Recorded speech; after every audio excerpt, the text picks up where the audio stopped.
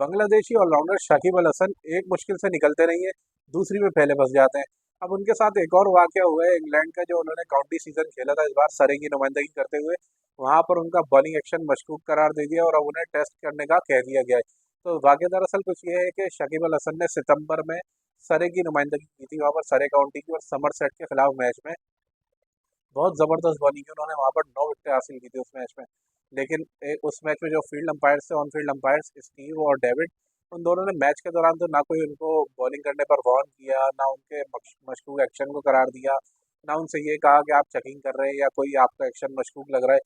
बल्कि अब उन्होंने आकर काउंटी में जो उनका England and Wales cricket board है वहाँ पर उनको रिक्वेस्ट की है कि भाई इनका जो बॉलिंग एक्शन है वो उस मैच में मशकूक था, जो 9 से लेकर 12 सितंबर तक खेला गया था, और अब इनका बॉलिंग एक्शन जो है वो टेस्ट करा जाए। England and Wales cricket board ने अब शकीब अल हसन को हिदायत की है कि वो अपना बॉलिंग एक्शन जो है वो उसको एनालाइज कराएं, अंडरगो हो उसके, और किसी भी जो बायोमैकेनिक लैब होती है अप्रूव, वहाँ से जाकर जो आईसीसी अप्रूव्ड होती है वहाँ पर अपना टेस्ट कराएं और वहाँ पे बॉलिंग एक्शन को क्लियर करें।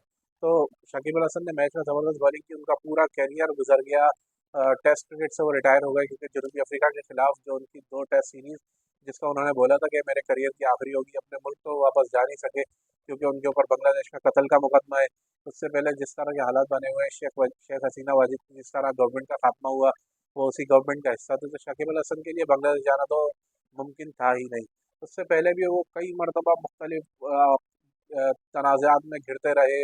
कभी कुछ हो जाता है, कभी कुछ हो जाता है, कभी वो साथी खिलाड़ियों पर झगड़ पड़ते हैं, कभी अंपायर्स पर मतलब कभी स्टंप्स उठा के फेंक देते हैं, कभी एम्पायर से लड़ते हैं, जिद बहस करते हैं। तो इस तरह की बहुत सारी चीज़ें, इससे पहले कनाडा में G20 लीग में भी वहाँ पर आपको वाकया याद होगा जब उनकी टीम बंगला टाइगर्स को बारिश की वजह से मैच 5 ओवर करने का कहा गया, तो वो उसमें भी नहीं माने थे और अपनी टीम को वहाँ से लेकर चले गए थे, जिसकी वजह से मुखालिफ टीम को वहाँ पर फातेह करार दे दिया गया था और शकीब अल हसन की टीम इवेंट से बाहर हो गई थी।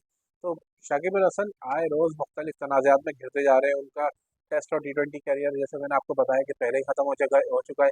जो T20 करियर था उनका वो T20 वर्ल्ड कप में ही खत्म हो गया था, क्योंकि उन्होंने गुज़िश्ता माह ऐलान किया था कि जो T20 वर्ल्ड कप था वो उनका आखिरी टूर्नामेंट था। इसके अलावा वनडे क्रिकेट की बात करें तो वहाँ पर हाँ वो अभी कंसिडरेशन में है, और पाकिस्तान में जो चैंपियंस ट्रॉफी होनी है उनका वो हदफ है कि वो चैंपियंस ट्रॉफी खेल कर फिर क्रिकेट को खैरबाद कहें। लेकिन अब अगर वो बायोमैकेनिक टेस्ट टेस्ट में क्लियर नहीं हो पाते या उनका बॉलिंग एक्शन मशकूक ही करार पाता है, तो उनके लिए टीम में वापस आना बड़ा ही मुश्किल हो जाएगा, और इस तरह उनका ख्वाब भी चकनाचूर हो सकता है कि वो वनडे क्रिकेट का अख्ताम जो है पाकिस्तान में चैंपियंस ट्रॉफी खेल कर करें।